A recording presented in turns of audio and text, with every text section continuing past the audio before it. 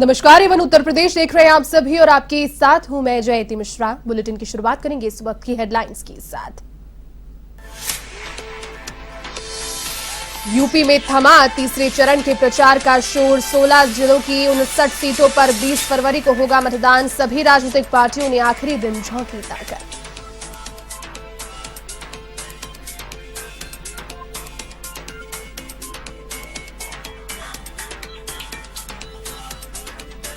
BJP के राष्ट्रीय अध्यक्ष जेपी नड्डा ने फतेहगंज में संभाला मोर्चा। अयोध्या जनपद की 5 सीटों पर 27 फरवरी को होगा मतदान। मुख्यमंत्री योगी ने भी जनसभा में मांगी वोट।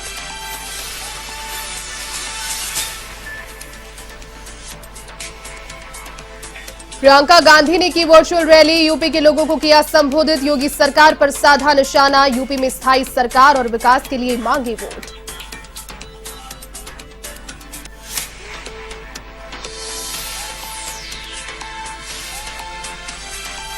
सपा नेता रागिनी सोनकर पर आचार संहिता के उल्लंघन का मुकदमा दर्ज। समर्थकों ने पुलिस कार्रवाई का किया विरोध। पुलिस पर लगाया जानबूझकर फंसाने का आरोप।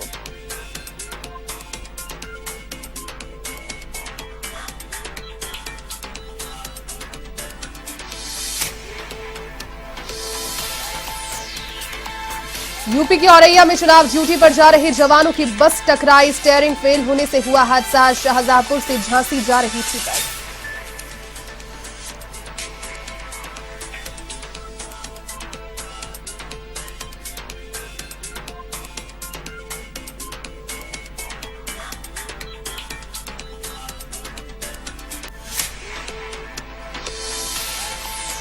चलिए अब खबरें विस्तार से। आज यूपी चुनाव प्रचार के तीसरे चरण का चुनावी प्रचार का शोर थम चुका है। अब 20 फरवरी को जनता मैदान में उतरे प्रत्याशियों की किस्मत को ईवीएम में कैद करेगी। दरअसल उत्तर प्रदेश विधानसभा चुनाव 2022 के तीसरे चरण में 16 जिलों की 59 सीटों के लिए प्रचार किया गया है। इस चरण का मतदान 20 फरवरी को होगा, जिसमें 2 करोड़ 16 लाख मतदाता कुल 627 प्रत्याशियों के भाग्य का फैसला करेंगे।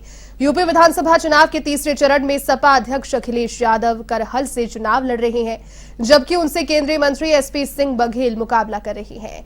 योगी सरकार के मंत्री सतीश महाना कानपुर की महराजपुर, राम नरेश अग्निहोत्री मैनपुरी के भूगाम और नीलिमा कटियार कल्याणपुर से चुनाव मैदान में है, तो वहीं शिवपाल सिंह यादव जसवंत नगर से चुनाव लड़ रहे हैं।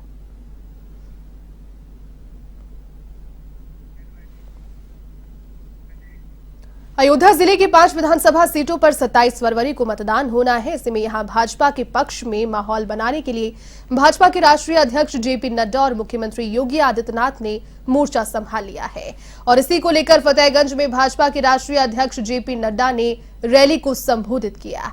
आपको बता दें कि अयोध्या में 5वें चरण में मतदान होना है और इसके लिए नामांकन और नामांकन पत्रों की जांच व वापसी की प्रक्रिया पूरी हो गई है। तो वहीं दूसरी तरफ अयोध्या में जीत के लिए भाजपा सहित संघ, विहिप तथा उसके अन्य समवैचारिक संगठनों ने पूरी ताकत झोंक दी है।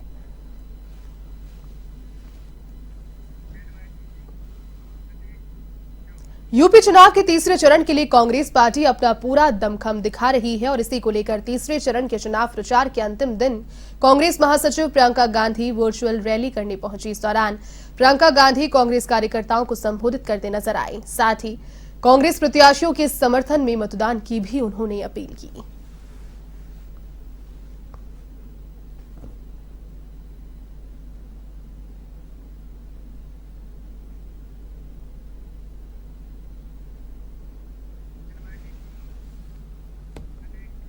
तो वहीं यूपी विधानसभा चुनाव के तीसरे चरण के मतदान की तारीख जैसे जैसे नजदीक आ रही है, वैसे ही सभी पार्टियों के नेताओं ने चुनाव प्रचार में अपनी पूरी ताकत झोंक दी है। तो वहीं कानपुर देहात पहुंची केंद्रीय मंत्री स्मृति ईरानी ने भोगनीपुर विधानसभा से भाजपा प्रत्याशी राकेश सचान के समर्थन में पुखराया कस्बे में रोड शो किया और भाजपा प्रत्याशी के लिए वोट की अपील की। इस दौरान लोगों ने पूरे जोश और उत्साह के साथ स्मृति ईरानी का स्वागत किया।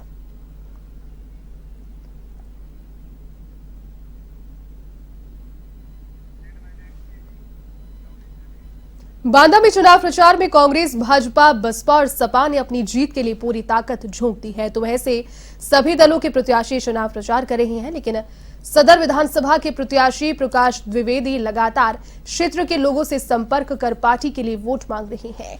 आपको बता दें कि सदर विधायक को लोगों का जन समर्थन इसीलिए मिल रहा है कि उन्होंने अपनी विधानसभा क्षेत्रों में विकास कार्यों की गंगा बहाई है। समूचे विधानसभा क्षेत्रों में सड़कों का जाल बिछाने का काम भी किया। महिला मोर्चा की महिलाओं ने भी गांव में प्रकाश द्विवेदी की पत्नी और वंदना गुप्ता जिलाध्यक्ष दर्जनों महिलाओं ने शहर से लेकर गांव में भाजपा के पक्ष में प्रचार प्रसार करते हुए देखी गई।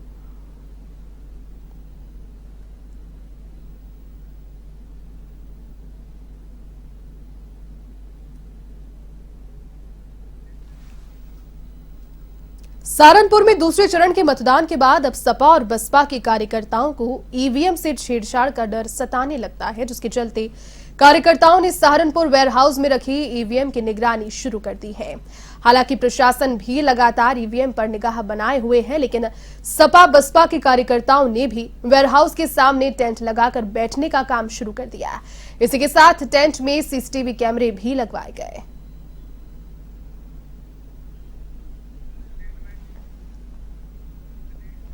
हमीरपुर जिले की दोनों विधानसभा सदर और राठ में 20 फरवरी को मतदान होना है, जिसके लिए जिला प्रशासन ने तैयारियां पूरी कर ली है। तो वहीं इस बार 8,11,49,000 मतदाता अपने मताधिकार का प्रयोग करेंगे। जिले में मतदान को लेकर 972 बूथ और 571 बूथों पर वेबकास्टिंग हो रहेगी। साथ ही 9 जोन और 82 सेक्टर में विभाजित इसे किया गया है। तो वहीं सुरक्षा के लिए 18 फ्लाइंग स्क्वाड, 19 एसएसटी टीम के साथ 4 निगरानी टीम बनाई गई है। साथ ही प्रत्येक बूथ पर 2 हेल्प डेस्क तथा दिव्यांग मतदाताओं को व्हीलचेयर का इंतजाम भी किया जाएगा। इसके अलावा 29 company paramilitary force, 4 company PAC और पुलिस की तैनाती की गई है।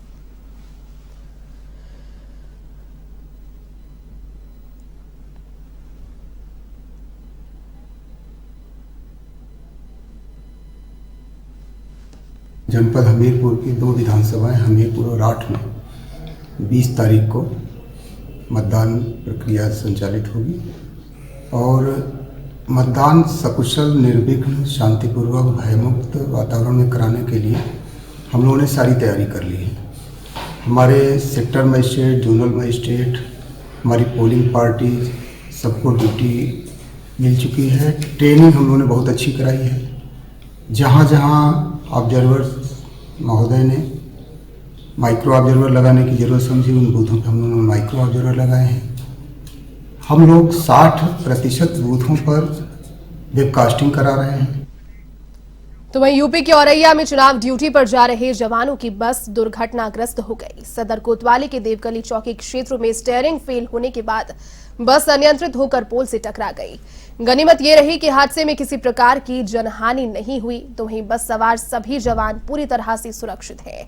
आपको बता दें कि जवानों से भरी बस चुनाव ड्यूटी पर शाहजहांपुर से झांसी की ओर जा रही थी। कोतवाली औरैया के अंतर्गत आने वाली देवकली चौकी के पास पुलिस जवानों की एक बस अनियंत्रित हो गई थी। ये बस शाहजहांपुर से झांसी चुनाव ड्यूटी हेतु पुलिस बल को लेकर के रवाना हुई थी। ड्राइवर द्वारा बताया गया कि ये बस का स्टीयरिंग फेल होने के उपरांत ये बस अनियंत्रित हो गई थी। इस बस के अनियंत्रित होने के उपरांत ये बस किनारे ड्राइवर ने नियंत्रित करके खड़ी कर ली थी। इसमें किसी प्रकार की कोई भी चोट किसी भी जवान को नहीं आई है। रामपुर के नगला उदय गांव में चाय की दुकान चलाने वाले एक दिव्यांग की गोली मारकर हत्या कर दी गई। इस मामले की सूचना मिलने से मौके पर पहुंची पुलिस ने शव को कब्जे में लेकर मोर्चरी में रखवाया। फिलहाल पुलिस मामला दर्ज कर बदमाशों की तलाश में जुटी है।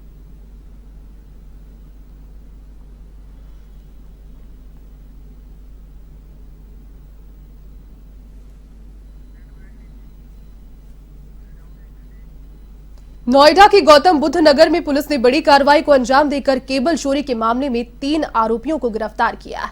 इस दौरान पुलिस ने गिरफ्तार किए गए अभियुक्तों से 43 किलो इनर केबल भी बरामद की, जिसकी कीमत 1,25,000 रुपए बताई जा रही है। फिलहाल पुलिस पकड़े गए तीनों आरोपियों से पूछताछ में जुटी है।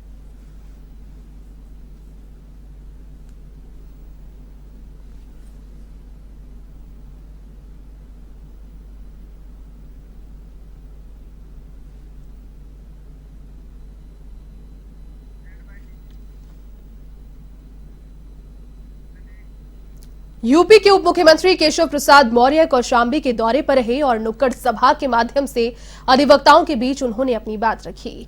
इस दौरान डिप्टी सीएम ने अधिवक्ताओं को आश्वस्त करते हुए कहा कि मेरे कार्य से सदा कौशाम्बी का मस्तक ऊंचा रहेगा और अधिवक्ताओं ने भी सिराथों में कमल खिलाने का वादा किया।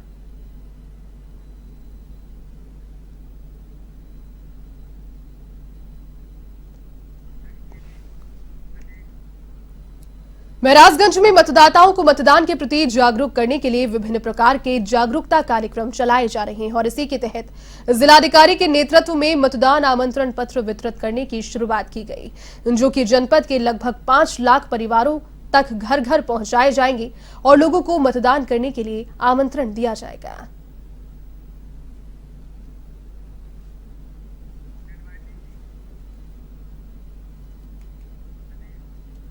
तो वहीं यूपी के मछली शहर में सपा प्रत्याशी रागिनी सोनकर के खिलाफ आचार संहिता के उल्लंघन का मामला दर्ज हुआ।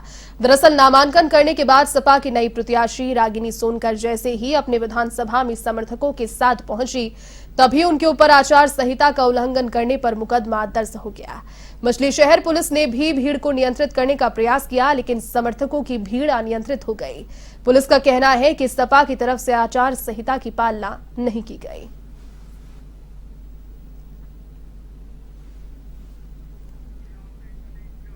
मिर्जापुर के 2 विधानसभाओं से सपा और उसके गठबंधन के प्रत्याशियों के द्वारा नामांकन किए जाने से कार्यकर्ताओं सहित जनता में भ्रम की स्थिति उत्पन्न हो गई। मझवा विधानसभा और चुनार विधानसभा से सपा तथा उसके गठबंधन कमेरवादी से प्रत्याशियों ने पर्चा दाखिल किया। 397 मझवा विधानसभा से सपा के रोहित शुक्ला ने नामांकन किया।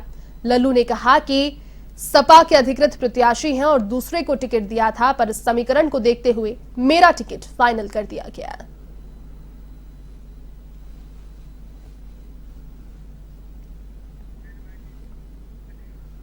तो वही मतदान को लेकर झांसी जिले के आला अधिकारियों ने अपनी कमर कस ली है और इसी को लेकर सभी नोडल और सेक्टर अधिकारियों की एक मीटिंग ली गई। इस मौके पर सीडीओ ने बताया कि जिले के 1044 बूथ ऐसे हैं जहां पर ऑनलाइन निगाह रखी जाएगी, यानी यहां सब के सब सीसीटीवी कैमरा से लैस ये बूथ होंगे और सीसीटीवी कैमरा एक कंट्रोल रूम से कंट्रोल किया जाएगा। इसके अलावा बाकी जितने भी बचे हुए पोलिंग बूथ हैं वहां पूरे चुनाव प्रक्रिया की वीडियोग्राफी कराई जाएगी।